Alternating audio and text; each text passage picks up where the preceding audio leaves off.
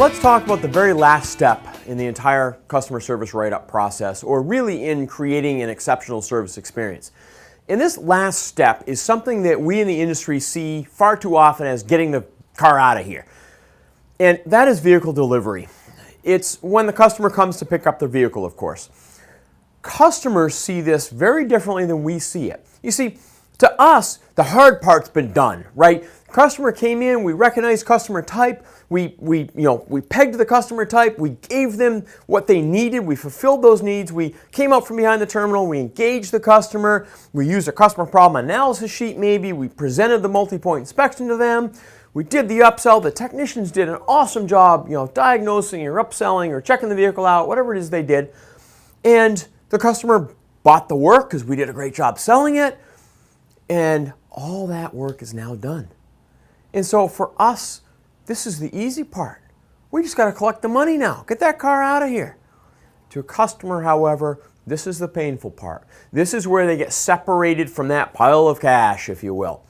So it's often seen as getting the vehicle out of here, and yet can be the make or break point in the entire exceptional customer service experience.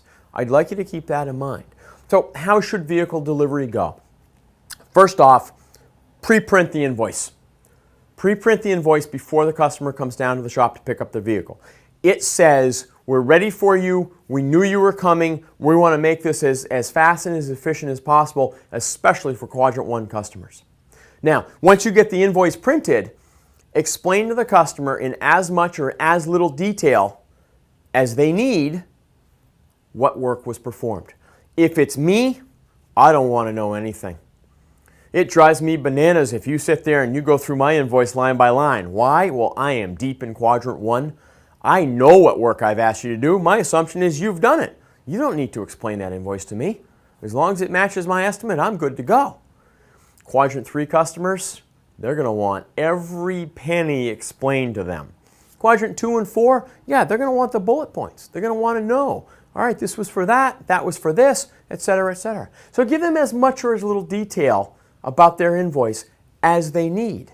Now, I don't care who does this, but before that customer ever got down here and we ever got to the point of explaining the invoice, somebody had better have test driven that vehicle.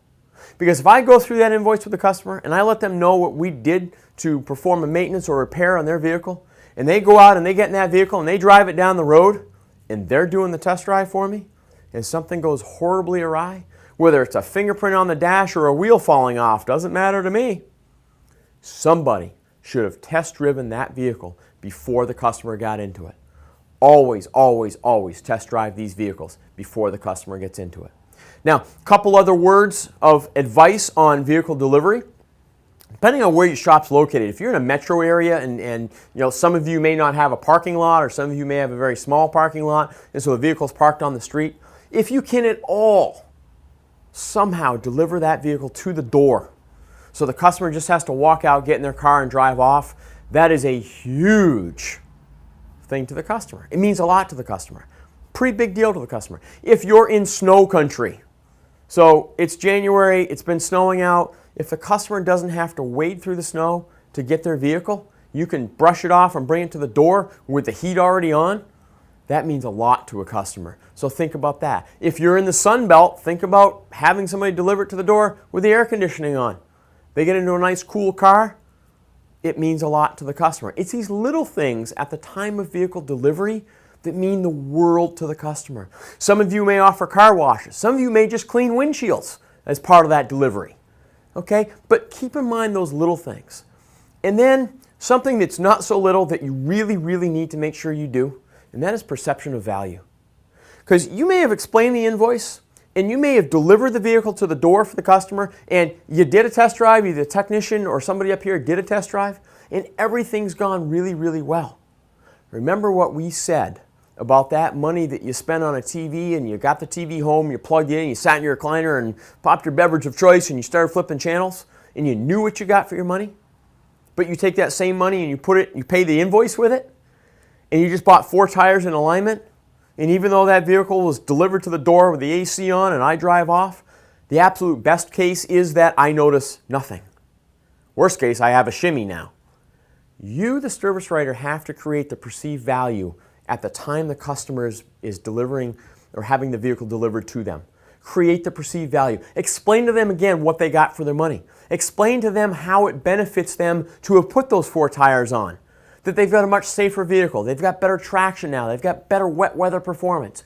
Whatever it is, explain to the customer the value in them giving you the money. Very, very important. So, to sum up vehicle delivery, the last step in creating an exceptional customer service experience: pre-print the invoice, give them as much or as little information as they need to understand what they're giving you money for, create perceived value, remind the customer of the value of them paying this money for whatever work was done, deliver the vehicle to the door if possible, and one last thing: if there's something that customer declined, something on the multi-point inspection form or something that was recommended, and they said, no, not today, I strongly encourage you to pre-schedule the appointment. Whether you're using an electronic system or a paper system, pre-schedule the next appointment. Even if it was an oil change, customers know roughly when they're going to be due again. You know, based on their service history, roughly when they're going to be due again. Ask if they can pre-schedule that appointment. Ask if they'd like to pre-schedule that appointment. Why? It keeps them from going anywhere else but your shop. It keeps them coming back to you. It doesn't allow anybody else to show them a better, a more exceptional customer service experience than what you provide. So pre-schedule appointments as the last step in that vehicle delivery.